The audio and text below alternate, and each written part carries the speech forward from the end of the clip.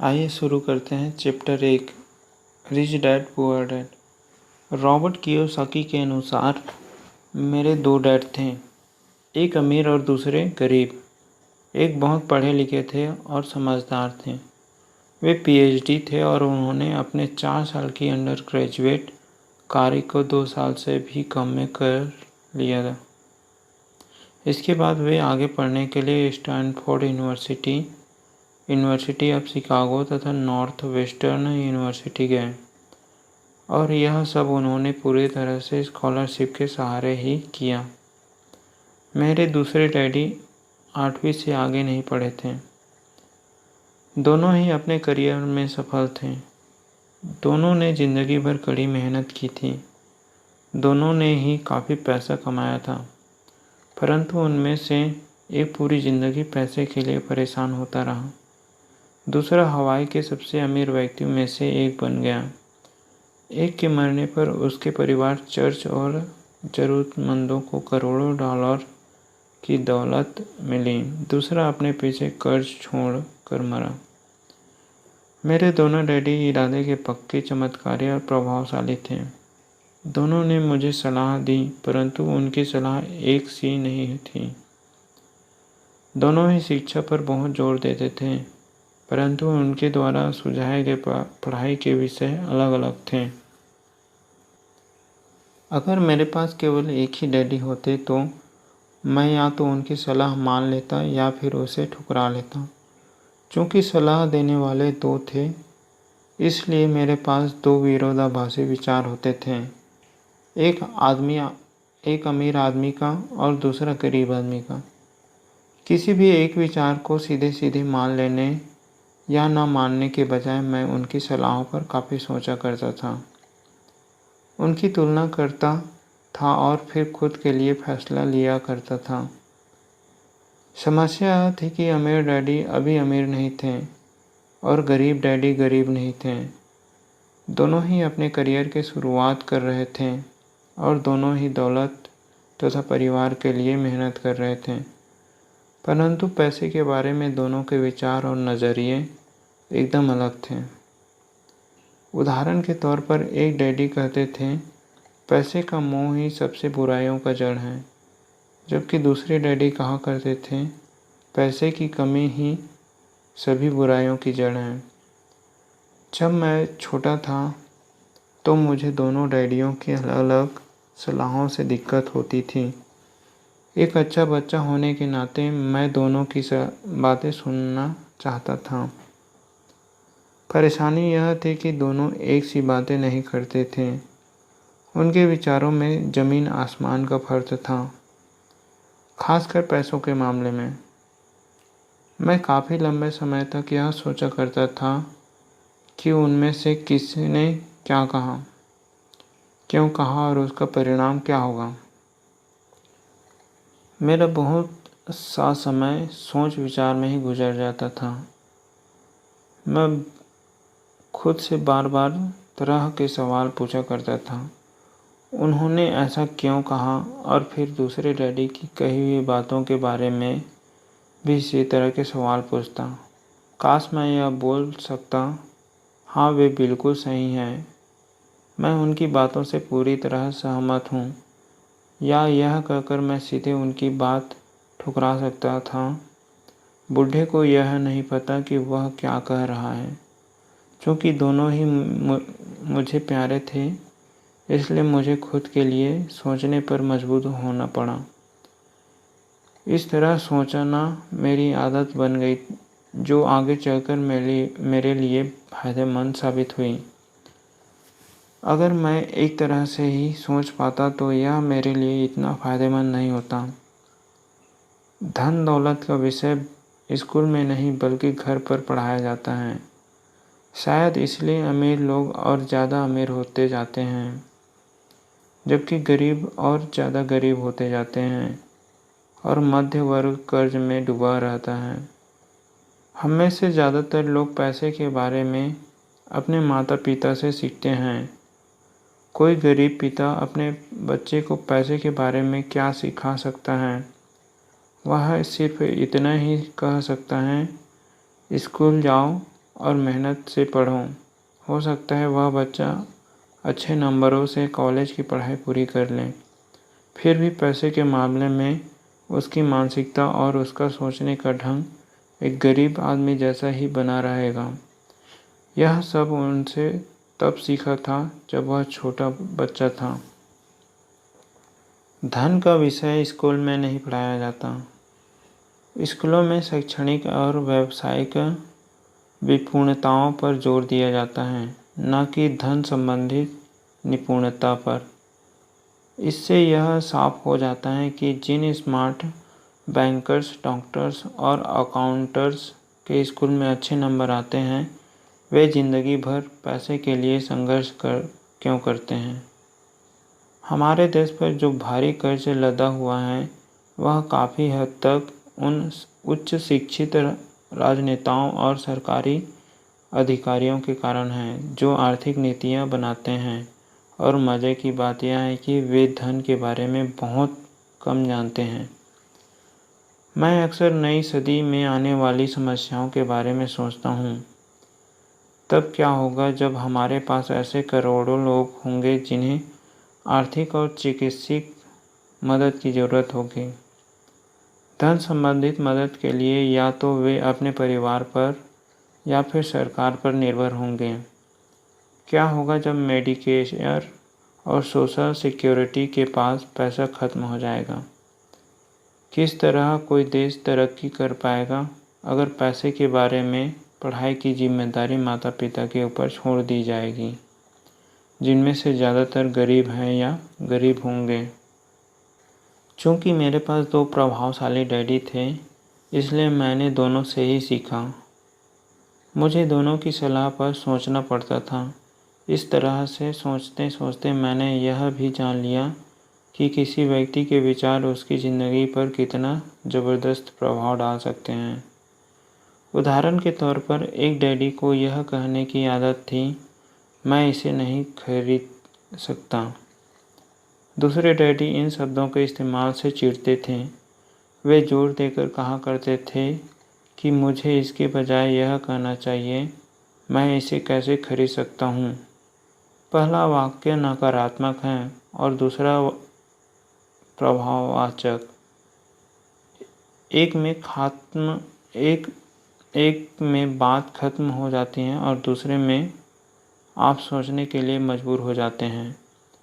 मेरे जल्द ही अमीर बनने वाले डैडी ने मुझे समझाया कि जब हम कहते हैं मैं इसे नहीं खरीद सकता, तो हमारा दिमाग काम करना बंद कर देता है। इसके बजाय जब हम यह सवाल पूछते हैं मैं इसे कैसे खरीद सकता हूँ, तो हमारा दिमाग काम करने लगता है। उनका यह मतलब नहीं था कि हम आपका जिस चीज़ पर दिल आ जाए उसे खरीद ही लें। वे लगभग दीवानगी की हद तक अपने दिमाग को कसरत करवाना चाहते थे, क्योंकि उनके ख्याल से दिमाग दुनिया का सबसे ताकतवर कंप्यूटर है। मेरा दिमाग हर रोज़ तेज़ होता जाता है क्योंकि मैं इसकी कसरत करता रहता हूँ। यह जितना तेज़ होता जाता है, मैं इसकी मदद से उतना ही ज़्यादा पैसा कमा सकता हूँ। उनका मानना था कि मैं इसे नहीं खरीद सकता कहना दिमागी आलस की पहचान है।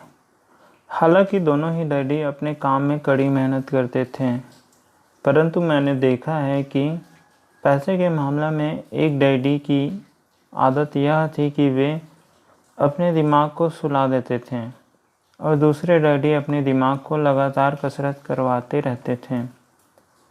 इसका दीर्घकालीन परिणाम यह हुआ कि एक डैडी आर्थिक रूप से बहुत अमीर होते चले गए, जबकि दूसरे डैडी लगातार कमज़ोर होते गए।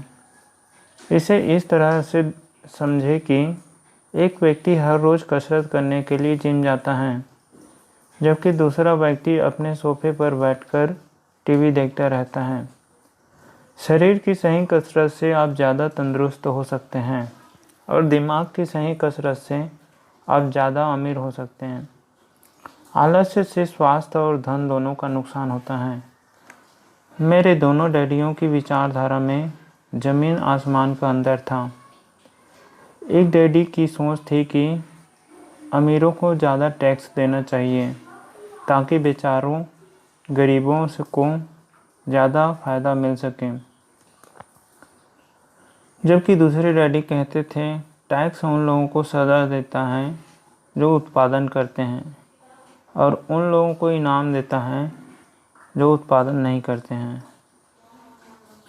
एक डैडी सिखाते थे मेहनत से पढ़ो ताकि तुम्हें किसी अच्छी कंपनी में नौकरी मिल जाए, जबकि दूसरे डैडी की सीख थी मेहनत से पढ़ो ताकि तुम्हें किसी अच्छी कंपनी को खरीदने का मौका मिल जाए। एक डैडी कहते थे मैं इसलिए अमीर नहीं हूँ क्योंकि मुझे बाल बच्चों को पालना पड़ता है। दूसरे डैडी कहते थे मुझे इसलिए अमीर बनना है क्योंकि मुझे बाल बच्चों को पालना है। एक डैडी डिनर की टेबल पर पैसे और बिजनेस के बारे में बात करने के लिए हमेशा प्रोत्साहित करते थे। दूसरे डैडी भोजन करते समय पैसे की बातें करने के लिए मना करते थे। एक का कहना था जहाँ पैसे का सवाल हो सुरक्षित कदम उठाओ, खतरा मत उठाओ। दूसरे का कहना था खतरों का सामना करना सीखो। एक का मानना था हमारा घर ही हमारा सबसे बड़ा इन्वेस्ट और हमारी सबसे बड़ी संपत्ति है। दूसरे का मानना था मेरा घर मेरा दायित्व है, और अगर आपका घर आपकी नज़र में आपका सबसे बड़ा निवेश है तो आप गलत हैं। दोनों ही डैडी अपने बिल समय पर चुकाते थे, परंतु उनमें से एक सबसे पहले अपने बिल चुकाता था जबकि दूसरा सबसे आखिर में। एक डैडी का यह मानना था कि कंपनी या सरकार को आपका ध्यान रखना चाहिए और आपकी ज़रूरतों को पूरा करना चाहिए। वे हमेशा तनख्वाह में बढ़ोतरी, रिटायरमेंट योजनाओं, मेडिकल लाभ, बीमारी की छुट्टियों के लिए और बाकी सुख सुविधाओं के बारे में चिंतित रहते थे। वे अपने 2 चाचाओं से बहुत प्रभावित थे जो सेना में चले गए थे और 20 साल के सक्रिय जीवन के बाद उन्होंने अपने रिटायरमेंट और जीवन भर के आराम का इंतजाम कर लिया था। वे मेडिकल लाभ के विचार को पसंद करते थे और सेना द्वारा अपने रिटायरमेंट कर्मचारियों को दी जा रही सुविधाओं की भी तारीफ करते थे। उन्हें विश्वविद्यालय का टेन्योर सिस्टम भी काफ़ी पसंद था। कई बार नौकरी से आजीवन मिल रही सुरक्षा और नौकरी के लाभ नौकरी से ज़्यादा महत्वपूर्ण हो जाते हैं। वे अक्सर कहते थे मैंने सरकार के लिए बहुत मेहनत से काम किया है और इसलिए बदले में मुझे लाभ मिलने चाहिए। दूसरे डैडी पूरी तरह से आर्थिक स्वावलंबन में विश्वास करते थे।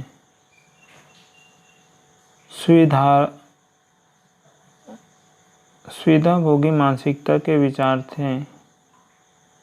वे यह मानते थे कि इस तरह की मानसिकता लोगों को कमज़ोर और आर्थिक रूप से ज़रूरतमंद बनाती हैं।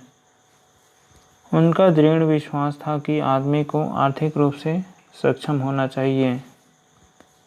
एक डैडी कुछ डॉलर बचाने के लिए परेशान रहते, दूसरे डैडी एक के बाद एक निवेश कर रहे। एक डैडी ने मुझे बताया कि अच्छी नौकरी तलाशने के लिए अच्छा सा बायोडाटा कैसे लिया जाए। दूसरे ने मुझे यह सिखाया कि कैसे मजबूत व्यवसाय और वित्तीय योजनाएं लिखी जाए जिसमें नौकरियां दे सकूं। 2 प्रभावशाली डैडियों के साथ रहने के कारण मुझे यह विश्लेषण करने का मौका मिला कि उनके विचारों का उनके जीवन पर कितना प्रभाव हो रहा है। मैंने पाया कि दरअसल लोग अपने विचारों से ही अपने जीवन को दिशा देते हैं। उदाहरण के तौर पर मेरे गरीब डैडी हमेशा कहा करते थे मैं कभी अमीर नहीं बन पाऊंगा, और उनकी यह भविष्यवाणी सभी सही साबित हुई। दूसरी तरफ मेरे अमीर डैडी हमेशा खुद को अमीर समझते थे। वे इस तरह की बातें करते थे, मैं अमीर हूँ और अमीर लोग ऐसा नहीं करते। एक बड़े आर्थिक झटके के बाद जब वे दिवालियेपन की कगार पर थे, तब वे खुद को अमीर आदमी ही कहते रहे। वे अपने समर्थन में यह कहते थे, गरीब होने और पैसा न होने में फ़र्क होता है। पैसा पास में न होना अस्थायी होता है, जबकि गरीबी स्थायी है। मेरे गरीब डैडी यह भी कहते थे, मेरी पैसे में कोई रुचि नहीं है या पैसा महत्वपूर्ण नहीं है। मेरे अमीर डैडी हमेशा कहते हैं, पैसे में बहुत ताकत है। हो सकता है हमारे विचारों की ताकत को कभी भी मापा ना जा सके या फिर उन्हें पूरी तरह से समझा ना जा सके। फिर भी बचपन में ही मैं यह समझ गया था कि हमें अपने विचारों पर ध्यान देना चाहिए और अपनी अभिव्यक्ति पर भी। मैंने देखा कि मेरे गरीब डैडी इसलिए गरीब नहीं थे क्योंकि वे कम कमाते थे, बल्कि इसलिए गरीब थे क्योंकि उनके विचार और काम गरीबों की तरह थे। दो डैडी होने के कारण बचपन से ही मैं इस बारे में बहुत सावधान हो चुका था कि मैं किस तरह की विचारधारा अपनाऊंगा। मैं किसकी बात मानूं, अपने अमीर डैडी की या अपने गरीब डैडी की। हालांकि दोनों ही शिक्षा और ज्ञान को बहुत महत्वपूर्ण मानते थे, परंतु क्या सीखा जाए इस बारे में दोनों की राय अलग अलग थी। एक चाहते थे कि मैं पढ़ाई में कड़ी मेहनत करूं, डिग्री लूं और पैसे कमाने के लिए अच्छी सी नौकरी ढूंढ लूं। वे चाहते थे कि मैं एक पेशेवर अधिकारी, वकील या अकाउंटेंट बन जाऊं या MBA कर लूं। दूसरे डैडी मुझे प्रोत्साहित करते थे कि मैं अमीर बनने का रहस्य सीख लूं, यह समझ लूं कि पैसा किस तरह काम करता है और यह जान लूं कि इससे अपने लिए कैसे काम लिया जाता है। मैं पैसे के लिए काम नहीं करता। इन शब्दों को वे बार बार दोहराया करते थे। पैसा मेरे लिए काम करता है। 9 वर्ष की उम्र में मैंने यह फैसला किया कि पैसे के बारे में मैं अपने अमीर डैडी की बात सुनूंगा और उनसे सीखूंगा। यह फैसला करने का मतलब था अपने गरीब डैडी की बातों पर ध्यान न देना। हालांकि उनके पास कॉलेज की बहुत सी डिग्रियां थीं जो मेरे अमीर डैडी के पास नहीं थीं। एक बार मैंने यह फैसला कर लिया कि मुझे किसकी बात सुननी है, तो उसके बाद मेरी धन संबंधी शिक्षा शुरू हो गई। मेरे अमीर डैडी ने मुझे 30 साल से भी ज़्यादा समय तक सिखाया, तब तक जब तक कि मेरी उम्र 39 साल तक न हो गई। और उसके बाद उन्होंने सिखाना बंद कर दिया। उन्होंने यह देख लिया था कि मैं वह सब समझ चुका हूँ जो वे मेरी बुद्धि में भरने की कोशिश कर रहे थे। पैसा एक तरह की ताकत है, परंतु इससे भी बड़ी ताकत है वित्तीय शिक्षा। पैसा तो आता जाता रहता है, परंतु अगर आप यह जानते हैं कि पैसा किस तरह से काम करता है, तो आप ज़्यादा ताकतवर हो जाते हैं और आप दौलत कमाना शुरू कर सकते हैं। केवल सकारात्मक चिंतन से ही समस्या हल नहीं हो सकती, क्योंकि ज़्यादातर लोग स्कूल में पढ़ते हैं और वहाँ वे कभी यह नहीं सीख पाते कि पैसा किस तरह से काम करता है। इसलिए वे पैसे के लिए काम करने में अपनी सारी ज़िंदगी बर्बाद कर देते हैं। मेरी शिक्षा जब शुरू हुई तब मैं केवल 9 साल का था और इसी कारण मेरे अमीर डैडी ने मुझे जो पाठ पढ़ाए थे वे बहुत आसान थे। और सारी बातों को छोड़कर विचार किया जाए तो उन्होंने मुझे 30 सालों तक कुल 6 महत्वपूर्ण पाठ पढ़ाए, यह पुस्तक उन्हीं 6 पाठों के बारे में है और इसे भी उतना ही आसान बनाने की कोशिश की गई है जितना कि मेरे अमीर डैडी ने इन्हें मेरे लिए आसान बनाया था। यह पाठ आपके लिए जवाब की तरह नहीं लिखे गए हैं, बल्कि मार्गदर्शक की तरह लिखे गए हैं। ऐसे मार्गदर्शक जो ज़्यादा अमीर बनने में आपकी और आपके बच्चों की मदद करेंगे, चाहे बदलती हुई इस अनिश्चित दुनिया में कुछ भी हो।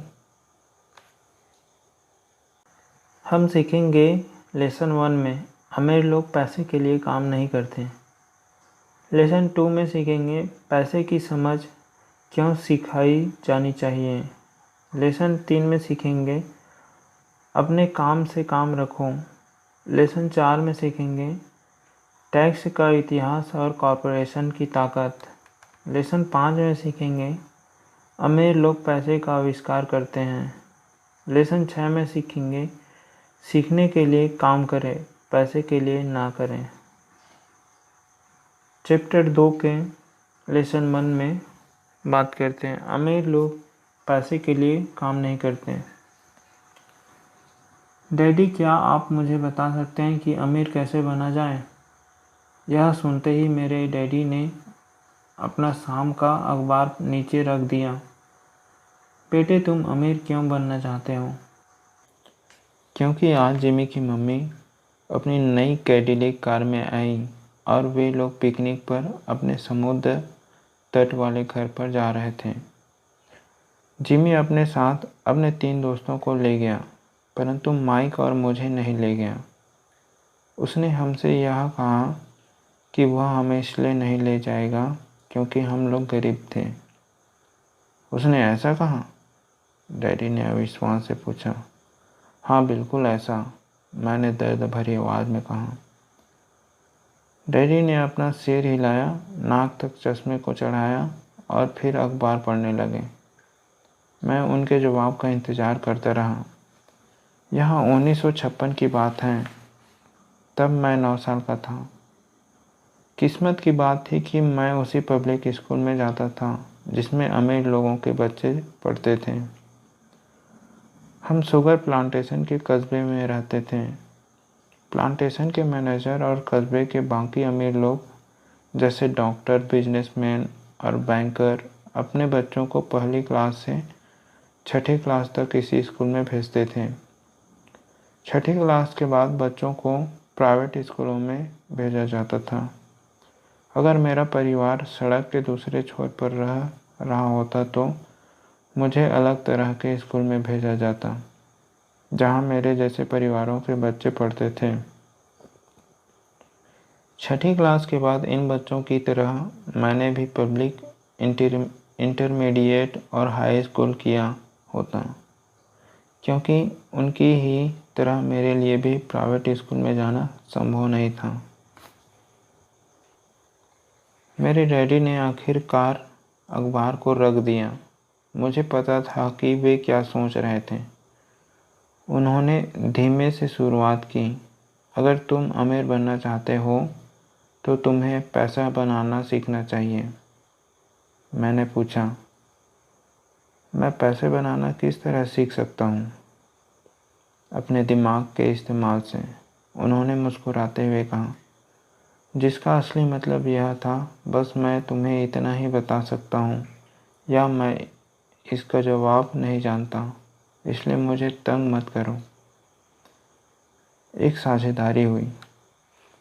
अगली सुबह मैंने अपने अच्छे दोस्त माइक को अपने डैडी की बातें बताईं। जहाँ तक मुझे याद है, उस स्कूल में मैं और माइक ही 2 गरीब बच्चे थे। माइक भी मेरी ही तरह था, क्योंकि वह भी किस्मत की वजह से ही उस स्कूल में था।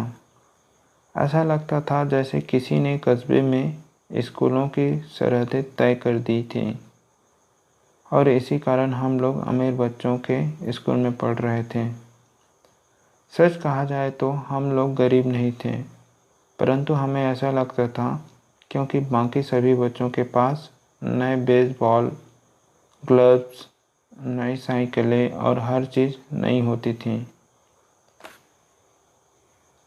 मम्मी और डैडी ने हमें ज़रूरत की सभी चीज़ें दी थी, जैसे खाना, घर, कपड़े, लेकिन इससे ज़्यादा कुछ नहीं। मेरे डैडी कहा करते थे, अगर तुम्हें कोई चीज़ चाहिए तो उसके लिए काम करो। हमें बहुत सी चीज़ें चाहिए थी, लेकिन 9 साल के बच्चों के करने के लिए ज़्यादा काम मौजूद नहीं थे। माइक ने पूछा, तो पैसा कमाने के लिए हमें क्या करना चाहिए? मैं नहीं जानता। मैंने कहा, लेकिन क्या तुम इस काम में मेरे पार्टनर बनना चाहते हो? वह राज़ी हो गया और उस शनिवार की सुबह माइक मेरा पहला बिजनेस पार्टनर बन गया। हम दोनों पूरी सुबह यही सोचते रहे कि पैसा किस तरह कमाया जाए। कभी कभार हम उन बेफिक्र बच्चों के बारे में बातें करते रहे जो जिमी के समुद्र तट वाले घर पर मज़े कर रहे होंगे। इससे थोड़ी चोट तो पहुंचती थी, परंतु यह चोट अच्छी थी क्योंकि इसने हमें यह सोचने के लिए प्रेरित किया कि पैसे कैसे कमाया जाए। आखिरकार उस दोपहर को हमारे दिमाग में बिजली कौंध गई। यह एक ऐसा विचार था जो माइक ने किसी विज्ञान की किताब में पढ़ा था। रोमांचित होकर हमने अपने हाथ मिलाए और पार्टनरशिप के पास अब एक बिजनेस था। अगले कुछ हफ्तों तक मैं और माइक आसपास के इलाके में दौड़ भाग करते रहे। हम दरवाजे पर दस्तक देते थे और पड़ोसियों से कहते थे कि वे अपने इस्तेमाल किए हुए टूथपेस्ट ट्यूब हमारे लिए रख लें। हैरत से हमने देखते हुए ज़्यादातर लोगों ने मुस्कुराकर हमारी बात मान ली। कुछ ने हमसे पूछा कि हमें टूथपेस्ट ट्यूब क्यों चाहिए। इसके जवाब में हमने कहा, हम आपको यह नहीं बता सकते, यह एक बिजनेस सीक्रेट है। सप्ताह गुजरते गए और मेरी माँ बहुत दुखी हो गई। अपने कच्चे माल को इकट्ठा करने के लिए हमने जो जगह चुनी थी वह उनकी वॉशिंग मशीन के ठीक पास थी। एक भूरे कार्डबोर्ड के डिब्बे में, जिसमें कभी केचप की बोतलें रखी रहती थी, हमारे इस्तेमाल किए हुए टूथपेस्ट के ट्यूब की संख्या बढ़ने लगी। आखिर एक दिन माँ के सब्र का बांध टूट गया। पड़ोसियों के मुड़े तुड़े और इस्तेमाल किए हुए टूथपेस्ट ट्यूब को देखते देखते वे उब गई थी। उन्होंने पूछा, तुम लोग कर क्या रहे हो? और मैं यह नहीं सुनना चाहती थी कि यह एक बिजनेस सीक्रेट है। इस कचरे को साफ कर दो या मैं इसे उठाकर बाहर फेंक देती हूँ। माइक और मैंने उनके हाथ पैर जोड़े और उन्हें यह बताया कि जल्दी ही हमारा कच्चा माल पर्याप्त जमा हो जाएगा और फिर हम उत्पादन शुरू कर देंगे। हमने उन्हें बताया कि हम कुछ पड़ोसियों का इंतज़ार कर रहे हैं ताकि वे अपने टूथपेस्ट के ट्यूब खत्म कर लें। माँ ने हमें 1 हफ्ते की मोहलत दी। उत्पादन शुरू होने की तारीख करीब आ गई थी। दबाव बढ़ चुका था। हमारे वेयरहाउस के मालिक यानी मेरी माँ ने हमारी पहली पार्टनरशिप की कंपनी को जगह खाली करने का नोटिस थमा दिया था। अब माइक का काम यह था कि वह पड़ोसियों को अपने टूथपेस्ट जल्दी ख़त्म करने के लिए कहें और साथ में यह भी जोड़ दे, दांत के डॉक्टरों का कहना है कि दिन में कई बार ब्रश करना चाहिए। मैं उत्पादन की प्रक्रिया को ठीक ठाक करने में जुट गया। एक दिन मेरी डैडी अपने एक दोस्त के साथ कार में बैठकर पोर्च में आए और उनके आश्चर्य का ठिकाना नहीं रहा जब उन्होंने वहां 9 साल के 2 बच्चों को उत्पादन की प्रक्रिया में पूरी गति से जुटे देखा। हर जगह बारीक सफ़ेद पाउडर बिखरा हुआ था। एक लंबी मेज पर स्कूल से लाए गए दूध